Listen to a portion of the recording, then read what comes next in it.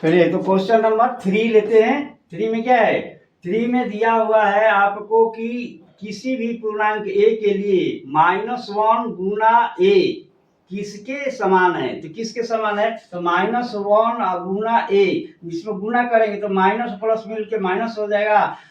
1 से किसी भी चीज में गुना करते हैं तो क्या होता है? जिस संख्या से गुना करते हैं वही होता है, अर्थात a। तो इसका आंसर क्या हो गया? -a। ठीक है। अब आते हैं क्वेश्चन नंबर 2। क्वेश्चन नंबर 2 में कह रहा है कि यह वह पूर्णांक ज्ञात कीजिए जिसका -1 के साथ गुणनफल हो। तो जैसे इसको गुना किया उसी तरह कर देना है क्वेश्चन नंबर 2 में। क्वेश्चन नंबर 2 का ए में क्या कह रहा है? ए में कह रहा है -22 सॉल्व करते हैं तो क्या होता है? -22 गुना किससे गुना करने के लिए करता है? -1 से। तो -1 से गुना कीजिएगा तो कितना हो जाएगा? 22 में एक माइनस माइनस मिलकर कितना हो गया? प्लस। और 22 से 1 से गुना कीजिए, कितना हो गया? 22 जो कहते हैं, अर्थात 22 क्या हो गया? इसका आंसर हो गया। समझ में आ गया? तो इस तरह से दो हिसाब बी और सी आपको ज्ञात करना है, आप बनाएंगे। ठीक है, क्वेश्चन नंबर ए बना दिए। अब क्वेश्चन नंबर 4 में आते हैं। ध्यान से देखिएगा क्वेश्चन नंबर 4।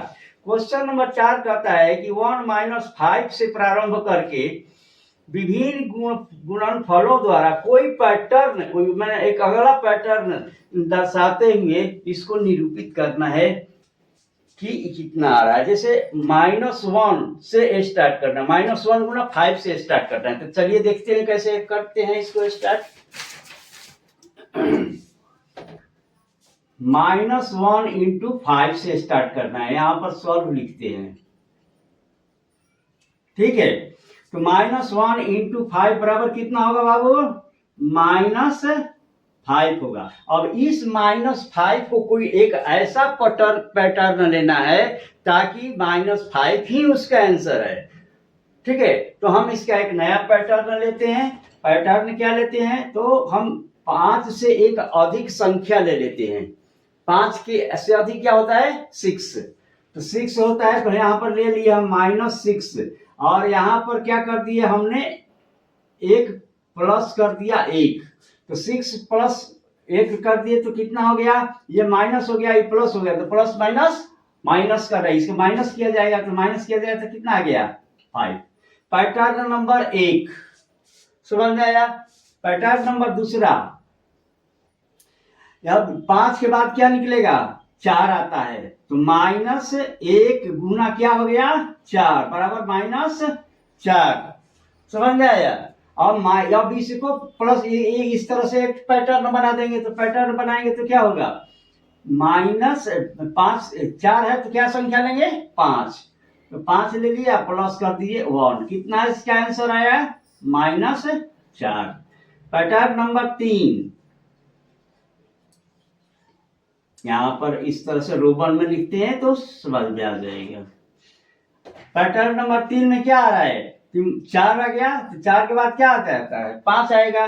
तो 5 और 4 के बाद 3 में 3 आएगा। -1 अब गुना हो गया 3, तो कितना आ गया? -3। तो -3 से दूसरा पैटर्न लिखना है। तो दूसरा पैटर्न के लिए क्या करते हैं? -3 लिख दिए। नहीं, यहाँ पर 4 एक अंक बढ़ा दिया जाता है, 4। अब प्लस कर दिए 1, तो कितना आ जाएगा? -3। दोनों स्थिति में देखिए, दोनों इसमें 5 आ रहा है, -5, दोनों स्थिति में -4 आ रहा है, दोनों स्थिति में -3 आ रहा है। इसी तरह चौथा क्या हो जाएगा आपका? -1 इंटू 3 बराबर -2। 3 तो हो गया 2, -2 हो गया। अब इसको प्लस में लिखेंगे तो -1 गुना हो जाएगा 2 से अगला 3 होता है, -3 प्लस हो गया 1। तो क्या आएगा इसका आंसर? -2। अब देखिए लास्ट में दिया है आपके किताब में कि -1, यहां पर देखिए लिखा है लास्ट में -1 गुना -1 निरूपित करता है। तो -1 गुना करते तो कितना आ जाता है? अब यहां पर चल जाएगा 5 में